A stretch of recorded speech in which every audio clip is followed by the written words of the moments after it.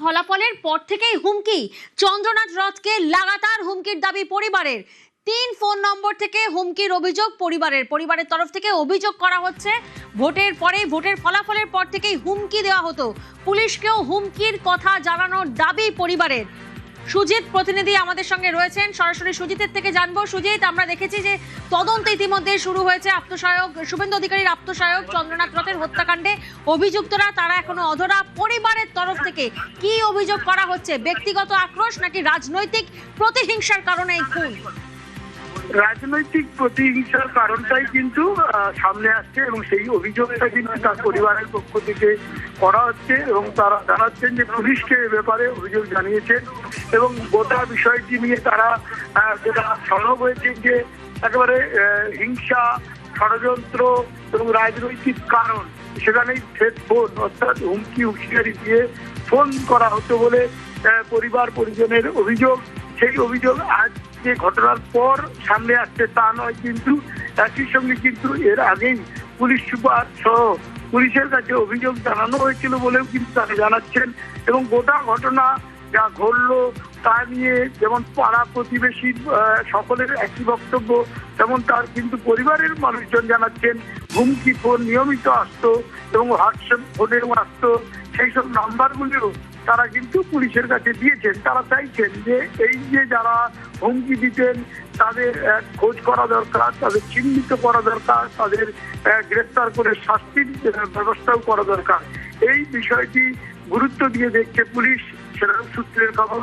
তবে শুধু খবর নিয়ে তদন্ত নয়, তদন্তের নামে গড়িমসি নয়, এলাকার বাসিন্দা, স্থানীয় বাসিন্দাদের সকলের বক্তব্য এমন চন্দ্রনাথের এই মৃত্যু মেনে নেওয়া যায় না যে যাকে বলা হচ্ছিল যে শত্রুহীন, সেখানে কিনা তাকেই এভাবে নৃশংসভাবে খুন হতে হলো, যেটা ভাবতেই পারছেন না এখানকার মানুষজন, ভাবা যায় না বলে। এবং পরিবার একই সঙ্গে দাবি করছেন যে হুমকি হুঁশিয়ারি দেওয়া একেবারে। সুজিত, তুমি আমাদের সঙ্গে থাকো। চন্দ্রনাথ রথের আত্মীয় স্বজন তারা কি বলছেন শোনা যাক।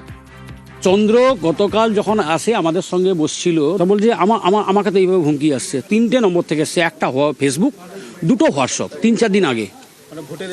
হ্যাঁ, না আগে। সেই জন্য আমি এসপি সাহেবকে নম্বরগুলো সব দিয়েছি এবং আইবি ডিপার্টমেন্টেও দিয়েছি আমরা। তারপরেই তো এই অঘটন ঘটে গেল। ভবানীপুরে কাউন্টিং নিয়ে একটা ঝামেলা হয়েছিল, সুন্দরবাবু ঢুকেছিলেন, ও ছিল সঙ্গে। আত্মহত্যা তেমন কিছু হয়নি। এবার ওই আক্রোশ উনি ওনার হার উনি মেনে নিতে পারেননি, যার প্রতিহিংসার ফল এটা হলো। আর সেই জন্য আমরা চাইছি যেমন ধরা পড়বে সঙ্গে সঙ্গে খরচ হয়ে যায়। মধ্যমগ্রামে খুন শুভেন্দুর পিয়ে চন্দ্রনাথ রথ। পূর্ব মেদিনীপুরে চণ্ডীপুরের বাড়ি চন্দ্রনাথের। দোষীদের কড়া শাস্তির দাবি পরিবারের।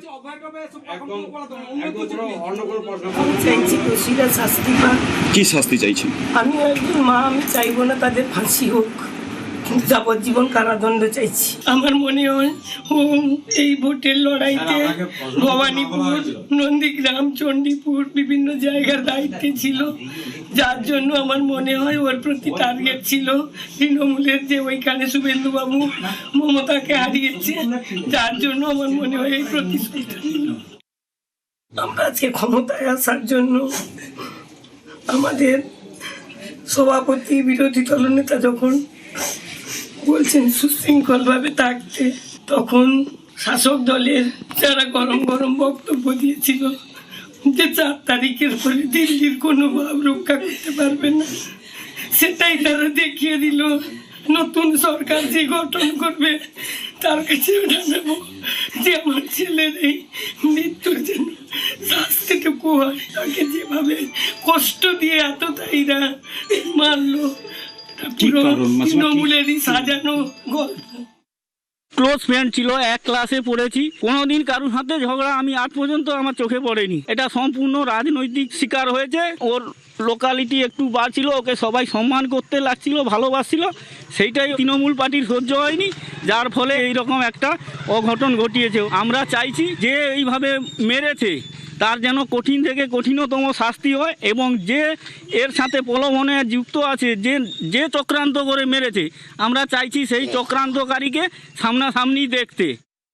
খুব দারুণ মানুষ ছিল, আর অসুখ বেসুখ কিছু হলে এক ফোন করলে আমার কোনো দরকার হলে যা বলবো, যখন যেটা দরকার আমাদের সমস্ত হেল্প করতো। কারোর সঙ্গে কোনো রাগারাগি ঝগড়াঝাটি ছিল না। ওনাকে পুরো প্ল্যানিং করে মারা হয়েছে।